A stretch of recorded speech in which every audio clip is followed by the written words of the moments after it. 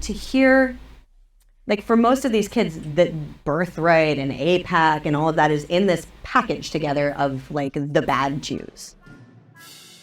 Well, yeah, and the thing that's wrong there is that it's overwhelmingly not Jews. Zionism is overwhelmingly not Jews. I say this a lot, because it's important. There are 14 million Jews on the planet. Not all of us are Zionists. In fact, the tendency is for the Zionist percentage to be gradually going down at this point, having only been a majority for maybe 80 years. And meanwhile, the organization CUFI, Christians United for Israel, one of the leading Zionist organizations in the world, they have 80 million members according to their website. 14 million Jews in the world, 80 million members of just CUFI. Jews are a tiny minority within Zionism. Get ready for the only pro-Israel propaganda program with these awful fucking people. The church, there are no churches in Gaza. Unfortunately, there are no Christians. And now the Arab population has increased over time for all their whining. But can I add one thing to that? Yep. And why? I thought it was fascinating, distressing. Sometimes the hasbara, it's too much explaining yourself and it's too apologetic. Ugh, God, they suck.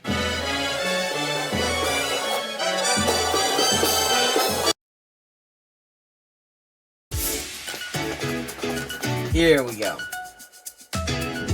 To discuss this phenomenon of what's going on in the campuses in America and around the world, one of the most interesting people... Wait, now she's for it? Wait a second. Okay, when was this made? Because she hasn't... 3 weeks ago. Interesting that she's no longer credited as deputy mayor. Now she's foreign ministry special envoy. Is she no longer deputy mayor? What's the deal? I know. And the founder of an incredible organization called Indigenous Bridges, Ateret Violet Shmuel. Okay, never heard of her.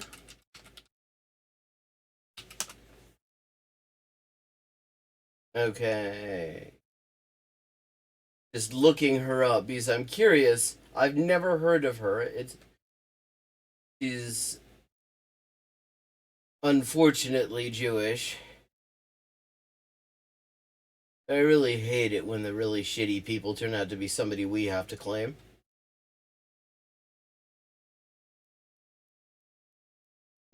Okay, she's from Boston, so, like, I mean, they're managing to maintain their track record of only having Yanks and Canadians on this thing. Well, except for, like, there's a token Brit.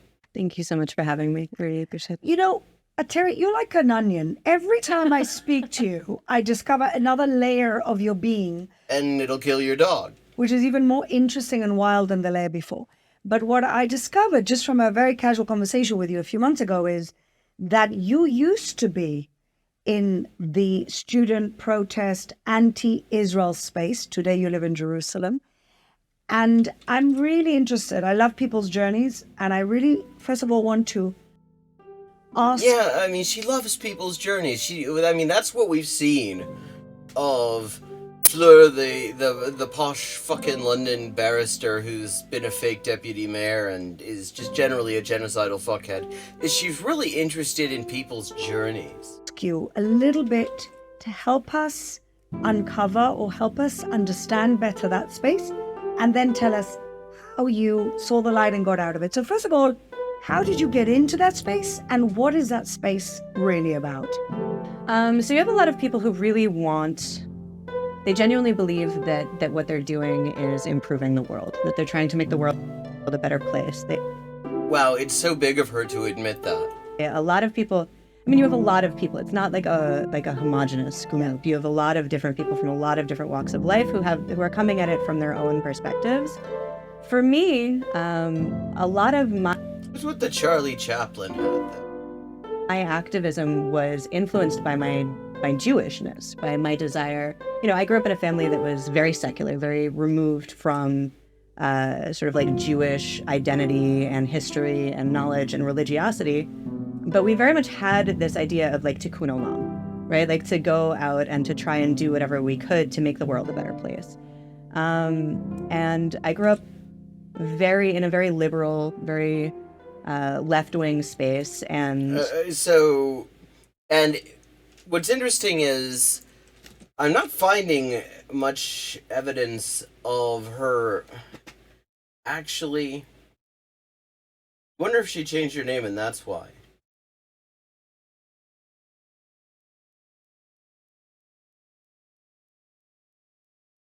But I am not actually finding a whole lot from this time where she was supposedly doing Palestinian solidarity work. There's a huge amount. When you look up her name, there is tons of stuff on this current grift with this pro-Israel propaganda organization, Indigenous Bridges. Fuck off. Became even more so. I was very much in the punk scene and the activist scene. And so specifically within the anti-Israel space, I think that a lot of American Jews, especially Ashkenazi Jews, especially secular Jews, and especially Jews that are not really affiliated with Jewish community or Jewish identity, except when it comes to like using it for identity politics. Because, I mean, Zionists would never, ever use Jewishness for identity politics. Feel like we have an extra obligation because we're given this narrative that we are white European colonialist settlers who have illegally stolen poor brown indigenous Palestinian land and I mean, so far, yeah, basically. Now committing genocide and apartheid and human rights atrocities. Yeah, I mean, all those things, that's quite accurate. So how much money did it cost for you to decide to forget about all that? And we should know better because after the Holocaust, after what we experienced, we're now doing this or something even worse to another group of people. Like we have a moral obligation to own our privilege, to own our voice, and to stand up against the evils that our own people are doing. Like this is the narrative that's really handed specifically to Jewish students. And I should note, like, this is something from within. She talks about this like it's coming from outside, but actually it is very much something that is something that you find within the Jewish community, just not the, like, you just find it just outside of all these, like, Zionist AstroTurf organizations that claim to represent the community, despite not being in any way accountable to the community. But, I mean, what she's describing here, this narrative that she's describing here, is very much like just a Jewish anti-Zionist narrative. And so I went into university pretty radical.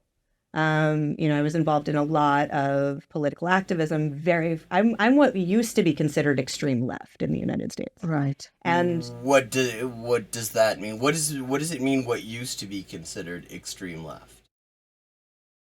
Like, as opposed, what does that mean? Is she suggesting, what does that mean? She was like a fucking Truman Democrat, and that used to be considered extreme left? Like, what does that mean? For the sake of full disclosure, like, my ethics have not changed. I still believe in radical equality. I believe... Yeah.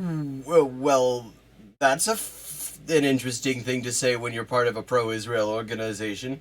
Radical equality, except for, like, fucking race laws that make the indigenous people, like, fourth-class citizens at best. In women's rights, in the rights of the LGBTQ community, and then how are you supporting Israel? Because Israel shits all over that. Right, in religious freedoms. Another thing Israel isn't very keen on. I'm a professional career indigenous rights advocate. No, you fuck off. But what has changed drastically is my understanding. I love the cosplay that they do here. The world building is fascinating because you've got like Emily Schrader, who hasn't got a human rights bone in her body, and she gets to be called a human rights activist. There's no evidence of her ever being anything but anti-human rights. But on this show, she gets to pretend that she's a human rights activist because she sneers at human rights activists. And so she's a professional indigenous rights activist. Right.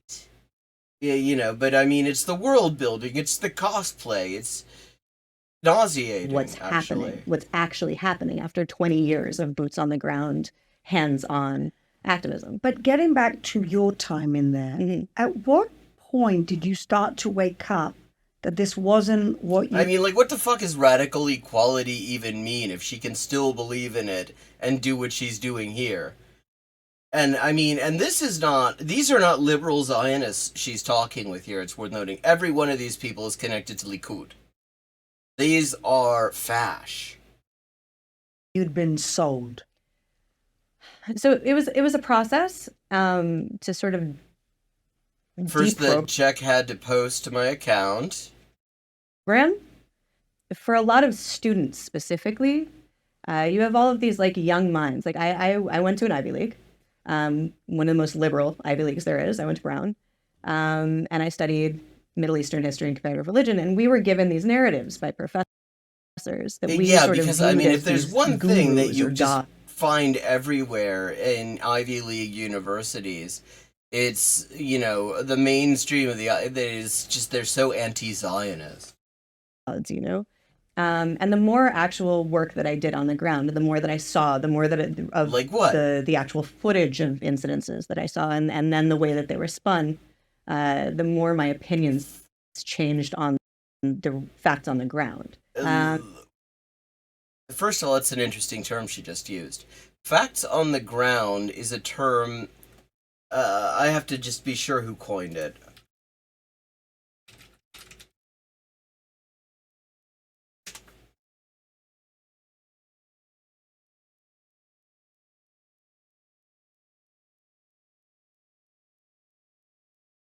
Well,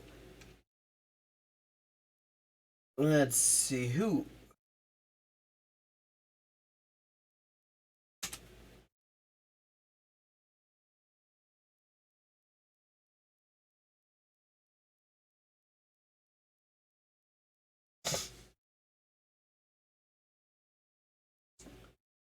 It comes. Okay, I don't want to hold things up and bring things to a screeching halt while I try to figure this out. But the term comes from an exchange between like a Likud right-wing Zionist and a so-called labor liberal Zionist.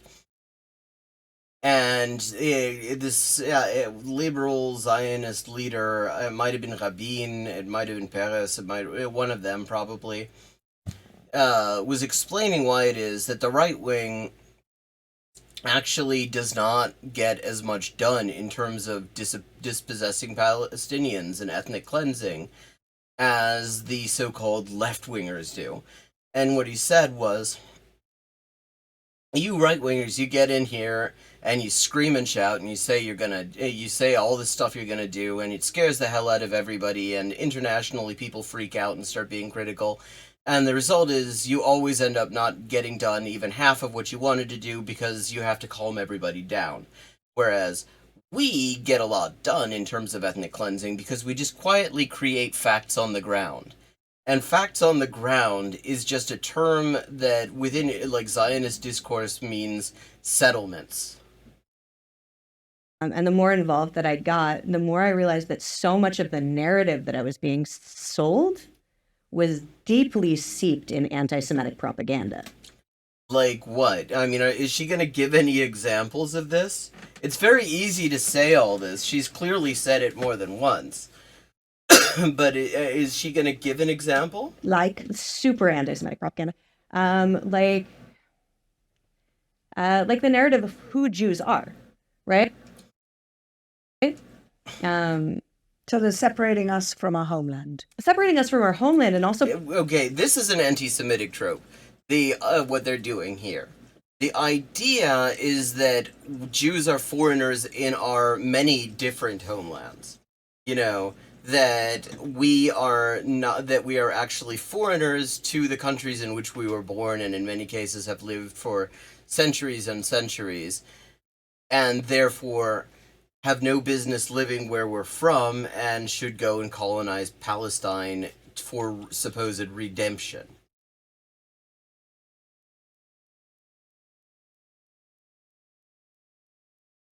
Also, ich bin zum Beispiel eine Jüdin, die vom Zionismus und von diesem zionistischen Staat überhaupt nichts hält. Putting us in boxes that don't fit us. Like we're, like you have anti-Semitism both on the right and on the left, right? And it looks different. And so it's very difficult for people to be able to. What's hilarious about this is that literally the anti-Semitic narrative, in fact, the narrative that gave rise to the concept of anti-Semitism, is this idea that Jews are racially unsuited for the soil that we live on. That we are foreigners in our own countries and therefore should leave. And Zionism comes into this when, by saying, yeah, actually, that's, completely agreeing with that, just nodding along to it and saying, but if you want to get rid of us, you gotta help us find a place to be. Why didn't you help us colonize someplace and then you'll be rid of us? I mean, this is the anti-Semitic narrative, the idea that we are like foreigners in our own fucking countries. Unpack that. Right-wing anti-Semitism is like white supremacy. The Jews are brown, Middle Eastern, foreign, rabble-rousing socialists that will stop at nothing to overthrow the established order. Which is, I mean, like, literally, she even threw it in there with this, if you go back, just the very first thing she said is precisely what I was just saying. The shared Zionist and anti-Semitic trope, the Jews are foreigners in our own homes. And so they must be gotten rid of so that civility in society can remain. On the left, however... And, like, literally, and in fact, this bit about civility in society, if you read, like, the leading thinkers of the Zionist movement, they are constantly talking about this. They're constantly talking about how our foreignness causes us to have a destructive influence on the countries we live in, and therefore we must leave and go to Palestine. I mean, what's funny right there is that she stopped just short of actually just adding the word to Palestine. But because she just described Zionism right there. That is literally what she just described as right-wing anti-Semitism is just standard Zionist thought. Anti-Semitic propaganda is Jews are white, European, colonialist settlers who are illegally occupying poor brown indigenous Palestinian land, committing genocide, apartheid, human rights atrocities, are responsible for wars, kill babies, this, that, and the other thing. And the more you unpack it... Well, I mean, so it sounds like what you're describing as left-wing anti-Semitism, a lot of it is just facts. I mean... Like, also, it isn't, except that people don't say Jews are doing this. It's the fucking Zionist movement that you apparently knew better than to be part of until something changed for you. And the more you understand Jewish history, the more you can see the threads of anti-Semitic propaganda and also blood libel. Like, what we're seeing right now is just recycled blood. It's not even, like, new or created. No, it's just the same recycled... I'm sure she's talking about the stuff that Israel claims happened on the 7th of October, which actually is recycled blood libel. We're still killing babies. We're still killing babies. Yeah. Despite the fact that we have the lowest civilian to combatant casualty ratio in the history of urban warfare. No! I mean, they come up with this bullshit by pretending that every boy who has begun puberty is a combatant. I mean, this is just such a complete lie. Don't confuse them. But so the real aha moment for me, like the real moment that really, really woke me up was the Marmara, the flotilla. Wait, what woke her up was the time Israel murdered 9 people on a humanitarian aid vessel? That was her aha moment? Gute Nacht, GGM. Because I was very much involved in human rights at that point. I was very, very, very much boots on the ground at that point. And I saw the footage, and I saw what led up to it. And you mean the bit where they were, by Israel's own admission, in international waters, and the Israeli Navy sent a goon squad to attack them? I saw how it went down, and I also saw how it was spun by the media in a completely different way. Yeah, the media made the flotilla out to be the aggressors. The media actually completely smeared the people who were murdered.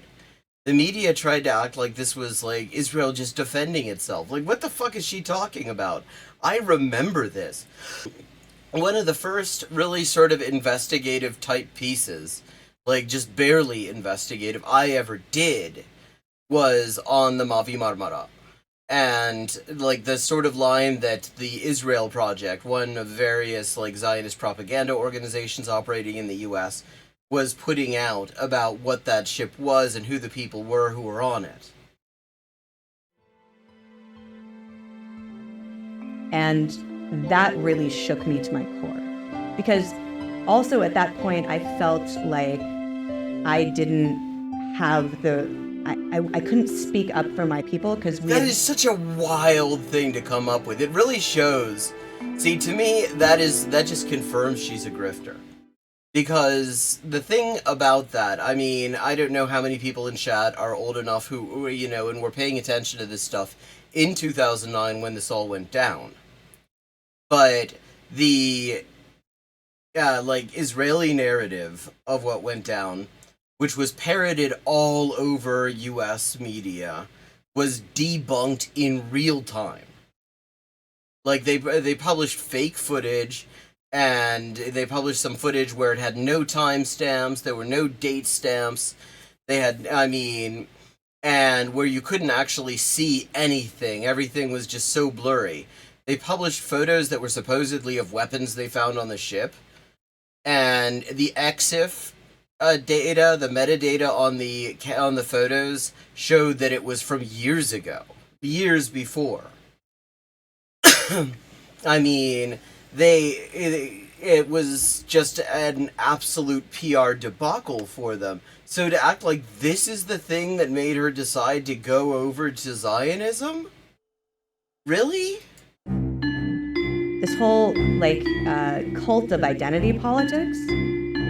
Well, yeah, somebody who is in an organization for Zionists to pretend to be indigenous, totally not into identity politics. Is very strong. You have to understand that there's like this identity politics and what's now considered intersectionalism, although it is not.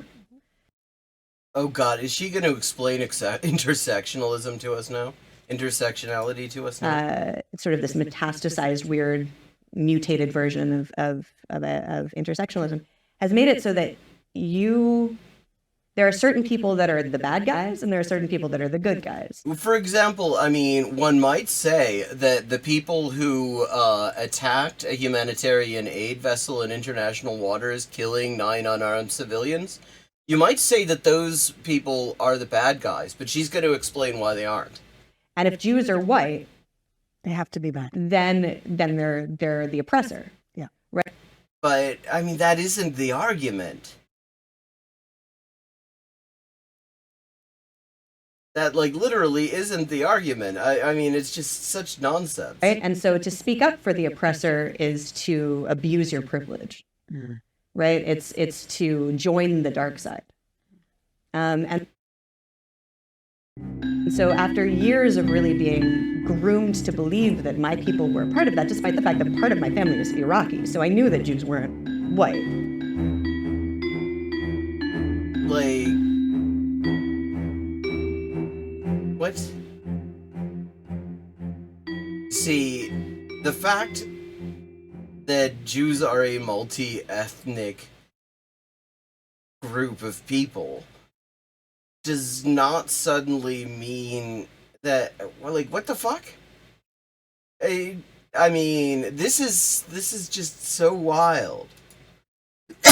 Because, like, if her part of her family is Iraqi, I can actually understand why anti-Zionism would be in her family.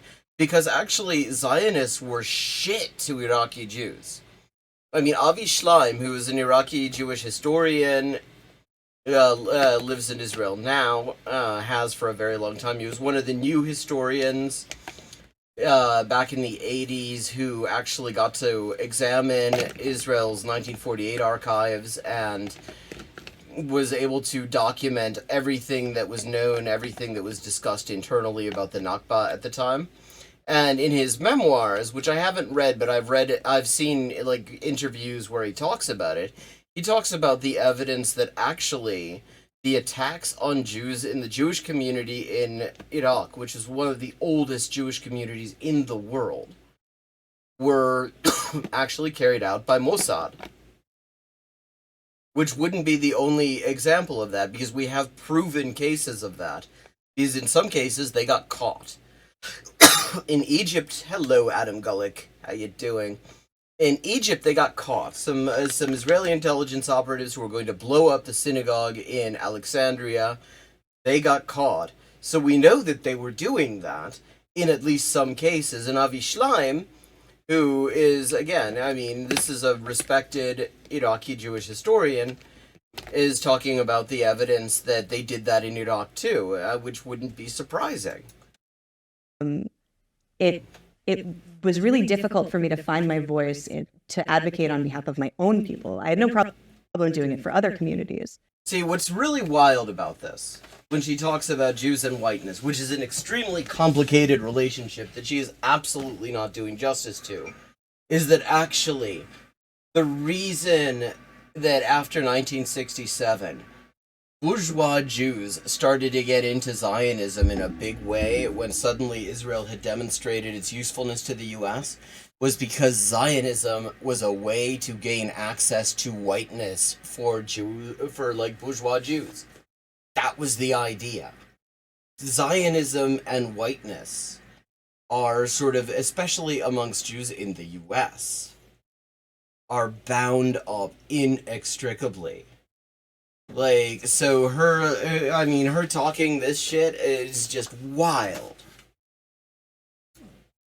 But the Marmara really was the turning point for me when I started really using my platform, using my position and in my community, and speaking up. And the response was actually really shocking for me.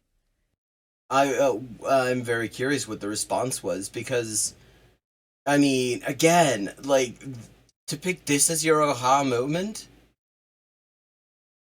This is why you decided to go to Zionism? Because these were people that I'd known for forever, people I considered friends, family even, who just responded with such, like, hate.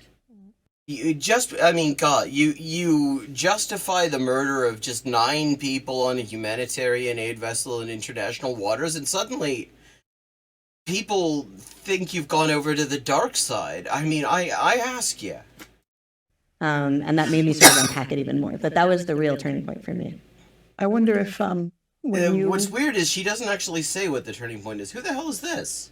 She's new. Like, I'm curious because she doesn't actually explain. She just says the Marmara. I mean, she mispronounces it too. But I mean, like, what about it? She just doesn't say a damn thing about it.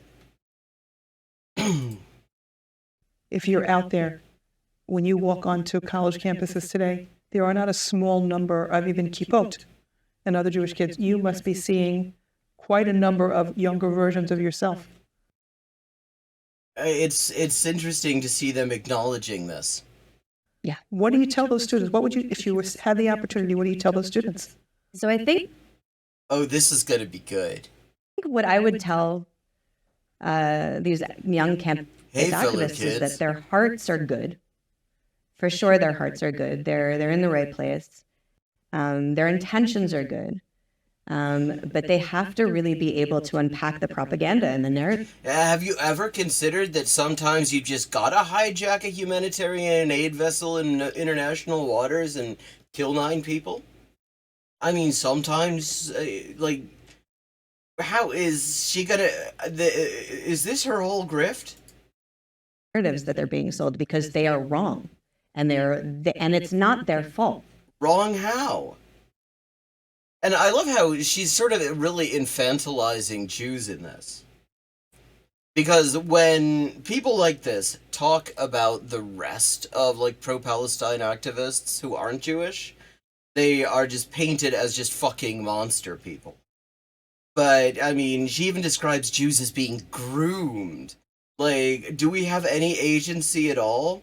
Is it possible? Like, is she gonna just pretend that there was no critical thinking involved? Like, I mean, the way she talks about growing up Jewish in the US is just such nonsense because I mean, first of all, Zionism is the default in the US. And if you're involved in any kind of, like, mainstream organization, all the dominant organizations, all the money in the community that can afford, like, fucking to maintain fucking synagogues and things like that, all of that is heavily invested in Zionism.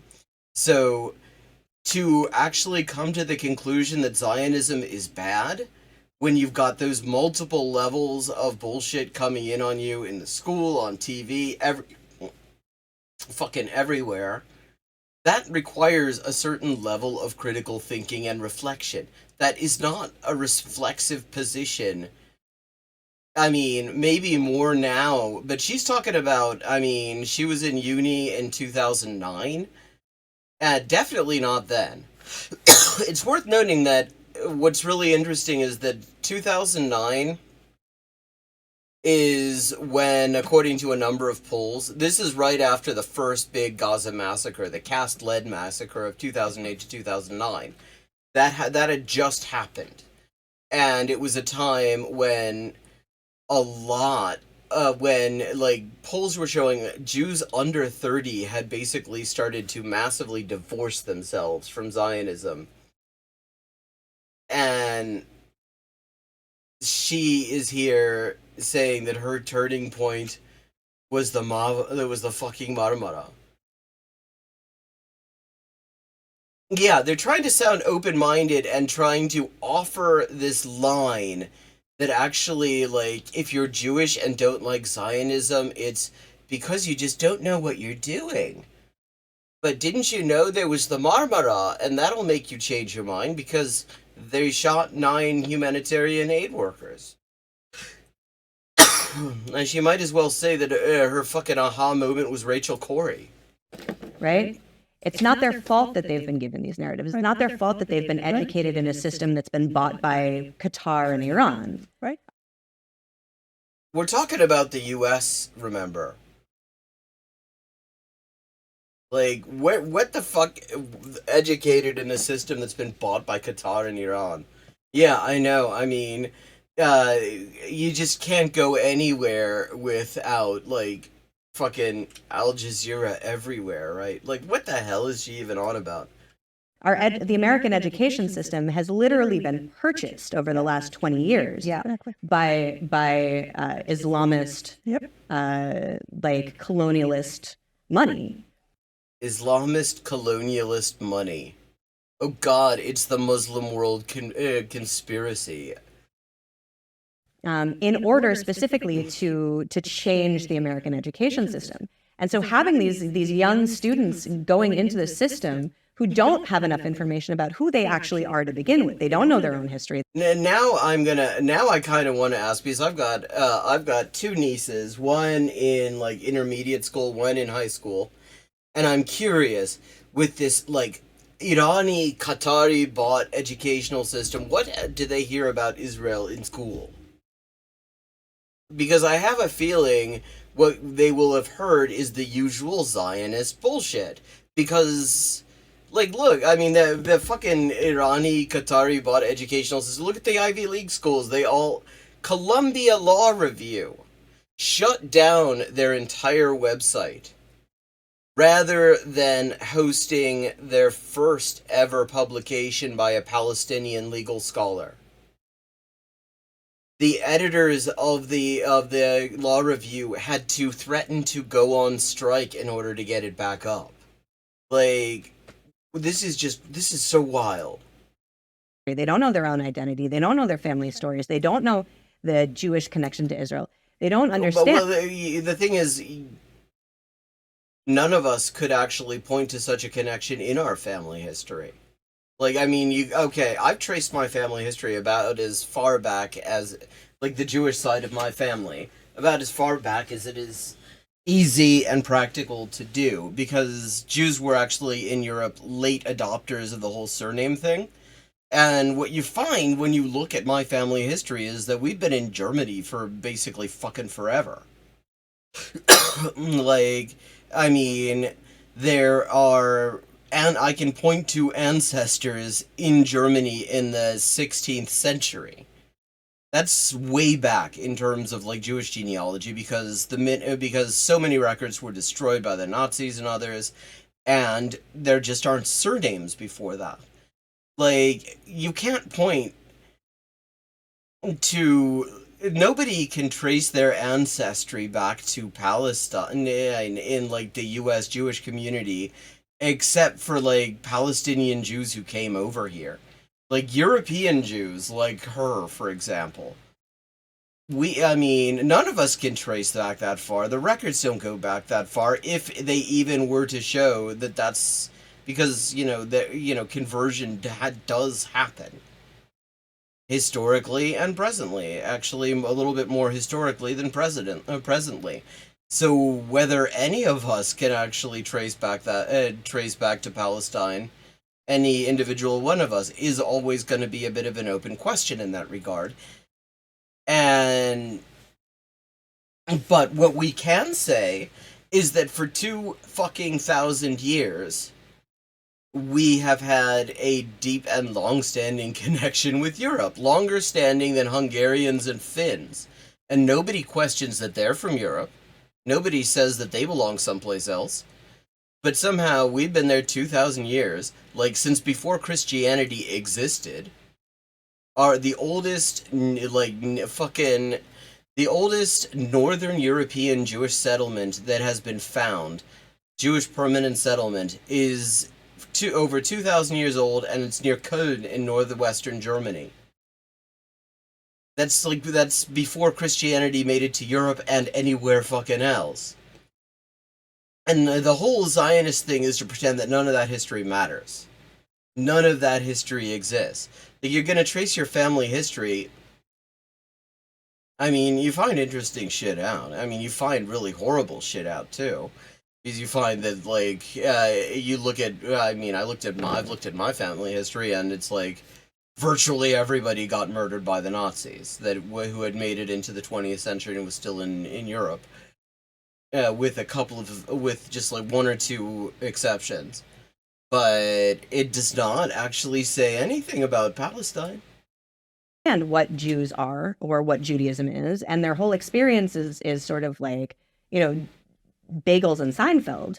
They don't really have the background to be able to sort of push back against these narratives that they're given. And it's not their fault. It's really not their fault. What's the solution here? Is the solution, Stephanie, for example, has a program. I hope she actually just leads with her aha movement and says that how the time she finally decided that Zionism was good actually was when Israel murdered a bunch of people on a humanitarian aid vessel. Bring kids to Israel to study full degrees here. I'm also working on a similar project to make it wider spread. Is the solution to bring undergrads to Israel, or where do you see? That has not, Birthright's been doing that for ages, and the thing is, the results have actually been kind of mixed. Lots of people come back from Birthright and say, holy shit, that place is racist. The solutions. So I think that's definitely a part of it. I think once people come and see this land for themselves and are able to understand that it's like that the accusations of apartheid are hilarious. I would love to see how she proves that, because, there are entire neighborhoods that Palestinians aren't allowed to live in. There are roads they're not allowed to use. They're not allowed to have fucking planning permission. A lot of their fucking villages don't have modern, sewage infrastructure and stuff because they can't get the permits for it because they're not Jewish. They're so ridiculous. It's very clear. Sure. Wow, it's so clear, so maybe you can clue us in. I mean, this is so great because she really goes into detail about what changed her mind. She's not just throwing out buzzwords. She goes into great detail, and you can see the thought process, and it isn't at all that she realized that if you want to have a career, It is much easier to pay the rent with the checks Zionism's paying than with, the checks that anti-Zionism is paying. And there's a huge amount of money out there for, like, people who were formerly anti-racist activists and want to play the repentant sinner, which is apparently her thing. That helps sort of deprogram it. I think another thing that's really important and that we've been working on for many years now is being able to shift the dialogue. I bet what's really great for, like, deprogramming young Jewish anti-Zionists is when you take them to Jerusalem and you get to see the regular marches with the torches and shit and people yelling death to Arabs. Because that just proves how totally not racist the place is. Conversation. Because Jews really are an indigenous people. Indigenous to where, though? That is the question. And I think the only sensible way of talking about this is to acknowledge that our extremely long history in very specific places is part of our fucking history. Like, European Jews are certainly as European as Hungarians and Finns at the very least. We've been there since, like, before the inceptions of modern European society. Same with Arab Jews in all the different, Arab and Muslim countries that they've lived in for thousands of years. Like, why not just say we are from where we're from? Why do we need all these extra steps except to justify a colonial genocidal Oh, wait. That's why we need these extra steps, to justify a colonial genocidal project. And I don't think Jews know to speak, in generally speaking, Jews don't really see ourselves in that language because they don't. Because it's bullshit. No, because that's not how we identify ourselves. Well, Yeah, because it's bullshit. Because, like, why am I going to pretend that I am anything to do with Palestine? I can't point to a single ancestor who is from there. I've never been there. My only connection is that there's a fucking genocidal entity there that keeps on pretending to act in my name. Like, if I were gonna return to some place in the way that they like to talk about Jews returning to Israel and shit in Zionism, it would be Germany. Like, nobody's ever taken shit from me in Israel. Yeah. Jews have lived in Europe for longer than humans have lived in Aotearoa or New Zealand. Like, the first evidence of human inhabitation in Aotearoa is, I think it's the 14th century. 14th century CE. So, if you can be indigenous to a place where your ancestors have lived for less than 1,000 years, and I don't see any reason you can't, then surely you can be indigenous to a place where your ancestors have lived for 2,000 years. Like, because that's the flip side of this. The idea that because the minute you declare that we are indigenous to Palestine, apart from just getting fucking laughed at by anyone who has any concept of the reality, the next thing that happens is that people realize that's saying that you're a foreigner in the place that you're from and your parents and grandparents and their grandparents are from. I think that's part of the Ashkenomity. Yes. Right? Ashkenomity. Whether people who are Sephardi see themselves more from the region. Well, yes, from the region, not necessarily. That's not the same thing as being from Palestine. They look a little bit more from the region, and I think it's harder, especially when they've had zero Jewish education, to make that connection. Right. I would even add an additional point to what you're saying, which is that because of their lack of Jewish education, a real Jewish or Zionist identity. Maybe don't conflate those things. Those are very much different things. The only thing they ever can connect to, which is their past, is a Holocaust identity. Yes. Right. Really, that's the only thing? Our history began in 1941 when the Holocaust began? Because I can connect to shit from way before that. I mean, this is stuff that I only know because of genealogical research, because, like, nobody that I know in my family has ever really taken an interest in who remained in Germany after, like, my lot left. But I've got a relative who wrote a standard work on the the hiking trails of a certain region of Germany. It's a standard work even today, stuff like that. Yeah, and you can go back quite a long time, I mean, apparently, possibly my relatives who showed up in Germany in the 16th century may have fled from Spain during the Inquisition, judging from their names. Yeah, I mean, there's a whole lot of identity there because, there's all sorts of fucked up shit that happened to Jews in Europe for the past 2,000 years. But we also built a culture around that. There is an actual positive culture that built around that. And of course, Zionism, the thing about Zionism is that Zionism thinks that culture is shit. They have a thing called Shlilat HaGalut, which means negation of the Galut. The Galut means exile. See, all the time that we've spent in the places that we're from, that's exile to them. And the idea is that the cultures that we built, all that stuff, we should actually be ashamed of it and erase it.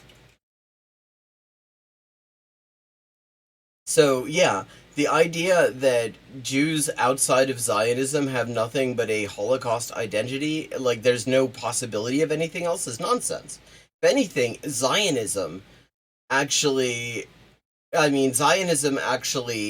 tends to lay that on heavily and in a very specific, selective way that makes Zionists the heroes of the peace, which they very, very much fucking weren't.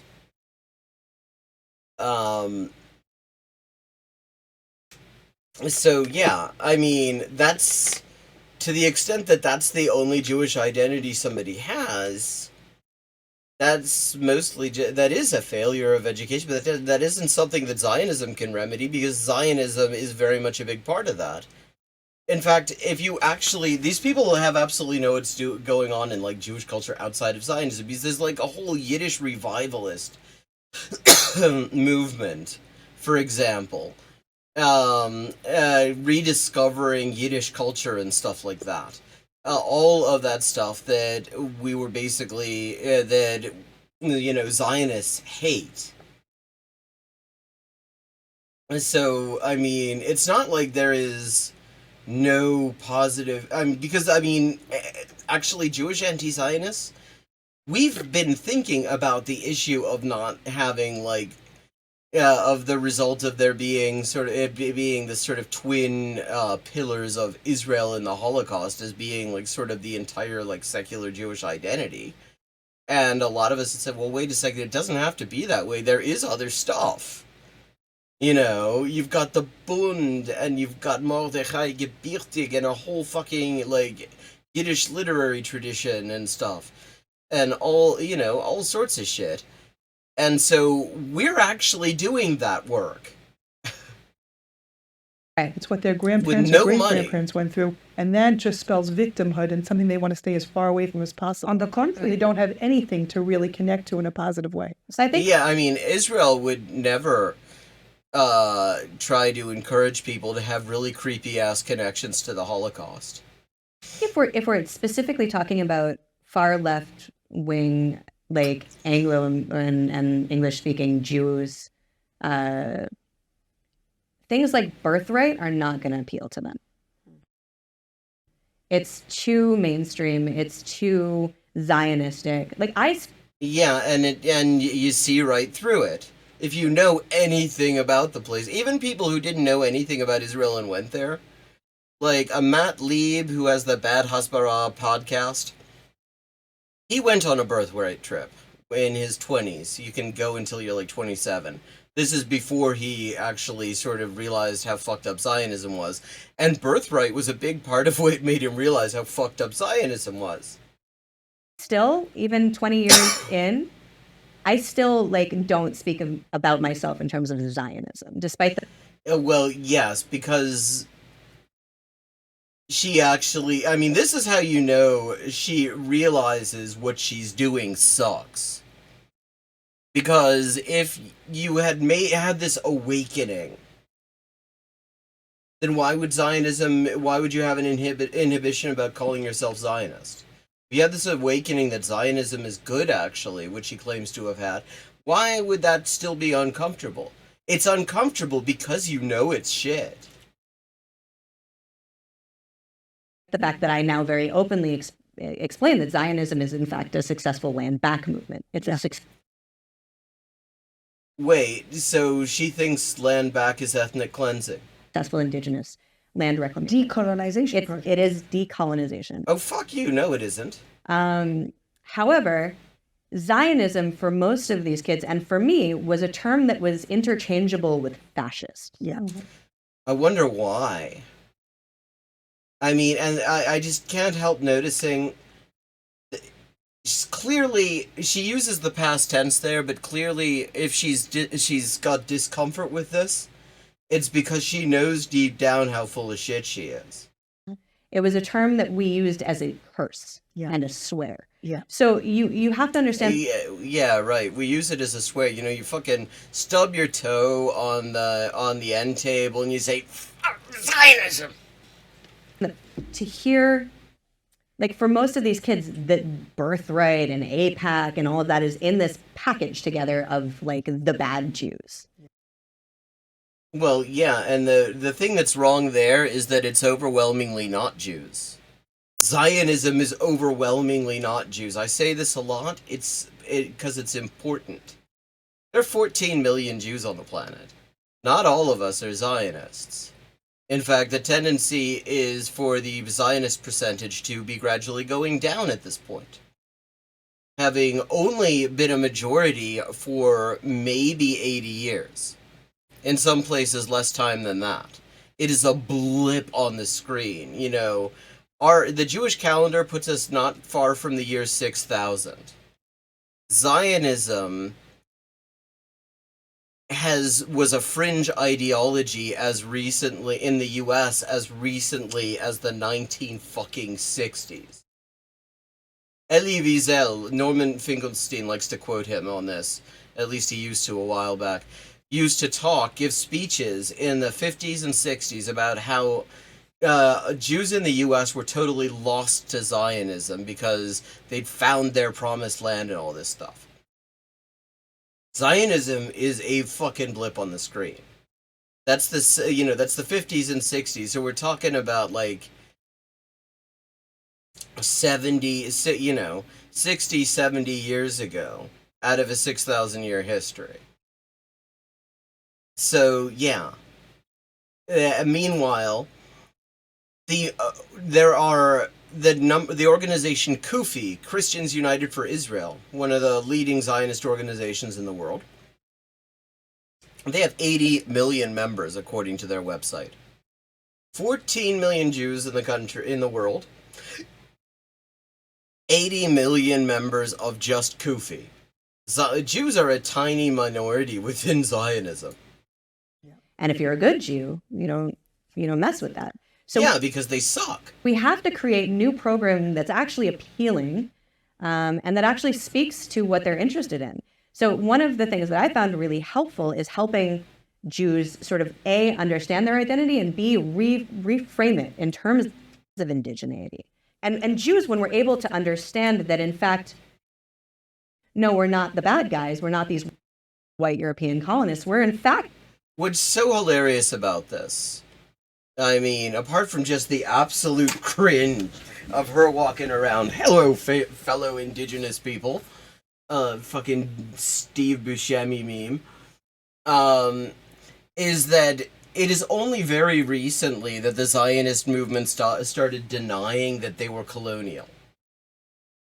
It was only, I mean, that's only since decolonization began after World War II suddenly colonization becomes a dirty word, and Zionists realize, they have to move with the times. They can't be calling it, they can't be calling themselves a colonial movement anymore because everybody understands that sucks shit. But if you go back to like the first half of the 20th century, and they're all just very openly talking about colonization of Palestine. Like, I mean, nobody was denying that they were colonial then. To the indigenous people that were colonized, and we fought back, and we regained sovereignty, and we regained some of our traditional lands, and we were successful in doing that. Some of our traditional lands. Now that's interesting. So, despite the fact that she's uncomfortable with the term Zionist, she actually is taking the hardline expansionist position. And we did so ethically. Like, if we... Ethically? Ethically? Well, okay, tell me about that. Really, these people's hearts are soft, right? They care. They really care. They may have been indoctrinated with a... No. You're skipping over an important bit. Tell us about how ethically the ethnic cleansing was done. We want to hear about how you did it ethically. Very sneaky and conniving narrative that paints all things Jewish and all things Israeli as evil and bad, and except that that's not what anti-Zionism does. It does not paint all things Jewish as bad. It very specifically paints all things Zionist as shit, because it's Zionism. It does suck shit.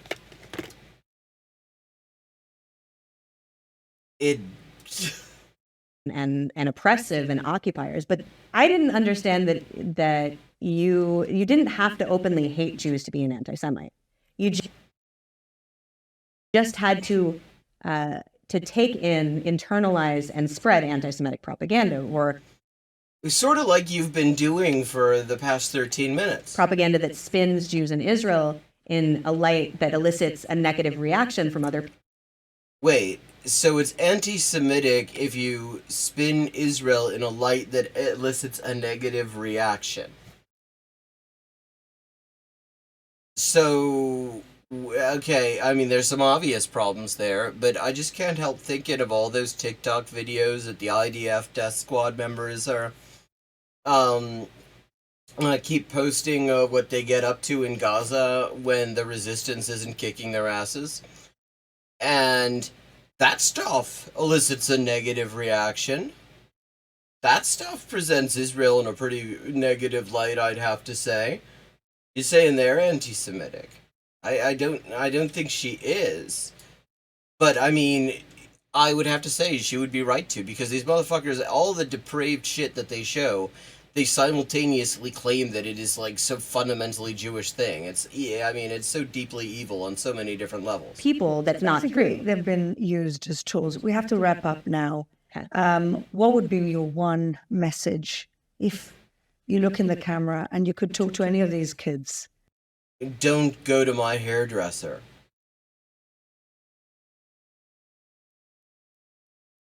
God, she looks so much like this fucking TERF I know. We were friends until she decided that she liked being a TERF more than she liked having friends. But she looks so much fucking like her.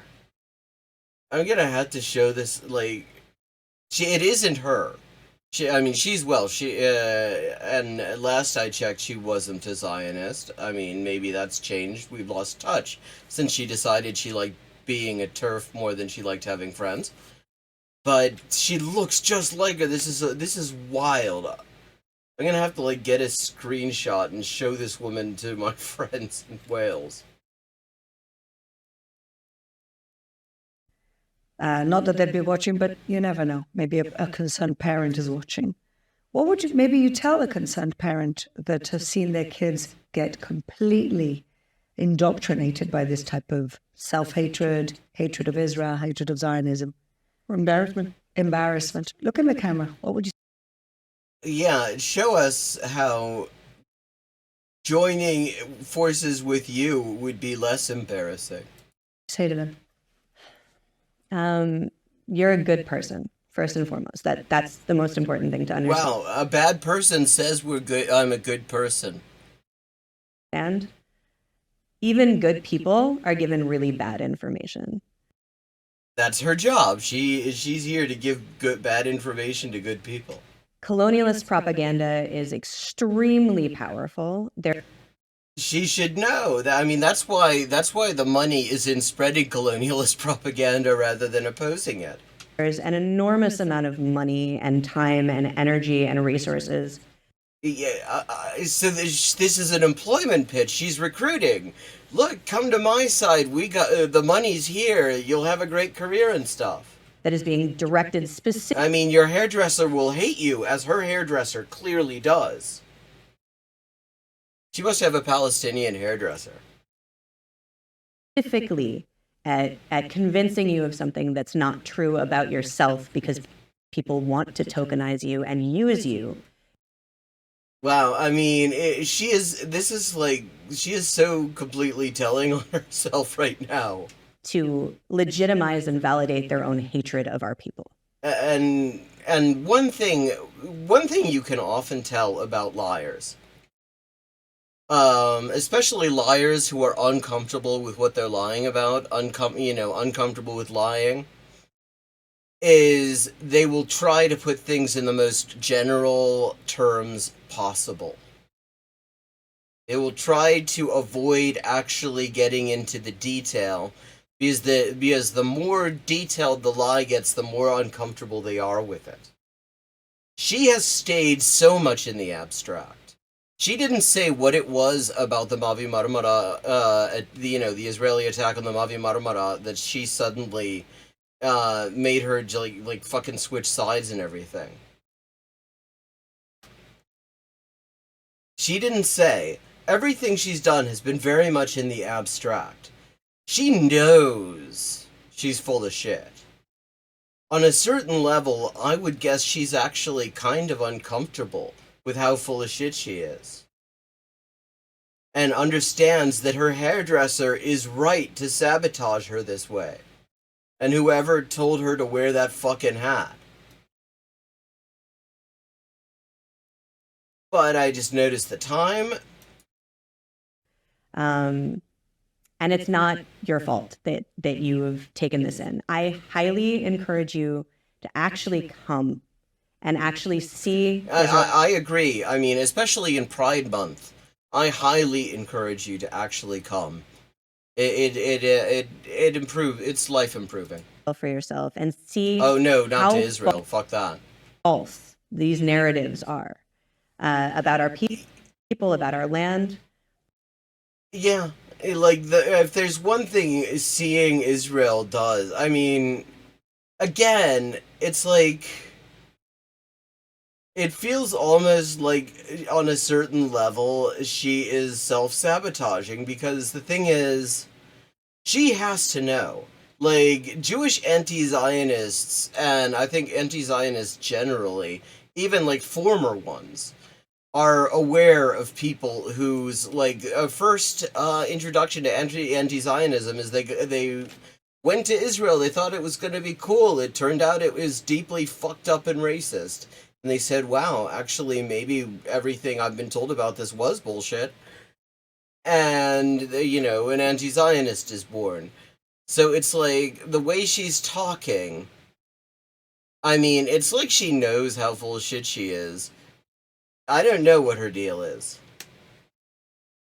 But, I mean, yeah, everybody should definitely come every once in a while in, a healthy context. And, I will even don't follow her fashion advice.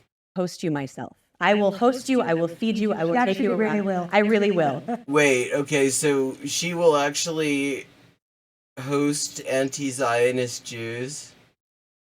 Fuck. I mean, if I were not bound and determined never to set foot in that place unless and until it is liberated or Palestinian comrades tell me my presence is going to be of use to them, that would be a hilarious multi-parts, reality series where she thinks she's working on me, but actually I'm working on her. And and also like maybe putting holes in that fucking hat. If you're able to actually do the work to unpack that and the inherent biases of the people giving you that information. Like, see, again, totally abstract. Totally abstract. There is nothing actionable in this. You will find that it's not as it's been sold to you. Like, I mean, there's literally nothing that she's just said, with like a couple of small exceptions, that you could not give as a speech from an anti-Zionist perspective to Jews in the U.S. who have like been to a great extent steeped in Zionist ideology because this country is full of it, because of the U.S. imperialist commitment to maintaining its own little mini aircraft carrier in the Middle East. And I really encourage you to try and do that work because it's important. And we're actually, generally speaking, when things go down, Jews are the canary in the coal mine. We're the first to feel the effects of something really horrible happening. I don't know about that. I feel like some other people might be feeling horrible things happening a little bit before us. It usually starts with us, but it doesn't end with us. And so if you actually really genuinely care about the fates of people around the world, indigenous people, minority groups. Well, except Palestinians. I mean, obviously you have to not give a shit about them. Marginalized groups, the LGBTQ community. Yeah, because Israel's just so great about them. We're at the very edge of that. And us being able to understand who don't tell me she's also the LGBTQ community. We are, and to be able to stop the propaganda from getting farther will actually do an enormous amount to protect other minority groups as well. So keep that in mind. Atara Shmuel, thank you so much for being with us. Thank you so much.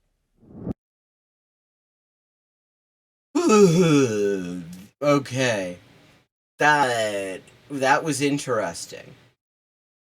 That was interesting because, I mean, just watching her, I've never heard of this woman before. Though, I mean, again, she looks like a TERF I know. A minor TERF, you won't have heard of her. But, she displays all of the hallmarks of somebody who knows they're lying and and knows they're not a good liar and isn't really comfortable lying. I find that interesting. Everything is kept in the abstract. The whole thing was nauseating as hell, but I mean, go back over that and see how many times what she says is so abstract that you could actually say it. It would not surprise me that you could actually say it. I mean, this is an anti-LGBT program. She keeps talking about the LGBT community. This fucking JNS TV did a thing where they were talking about how it's horrible that people care about trans people because that means they're Hamas.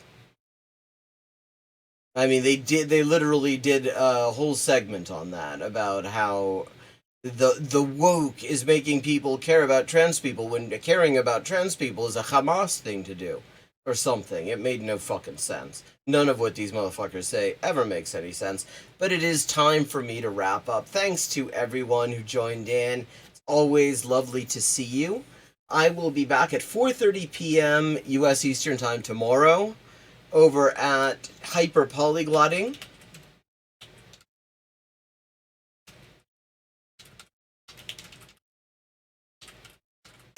Maybe she is. Although she did say LGBT. TERFs tend to like to leave the T off. And at 11:30 back here, and I look forward to seeing you. So have a good night.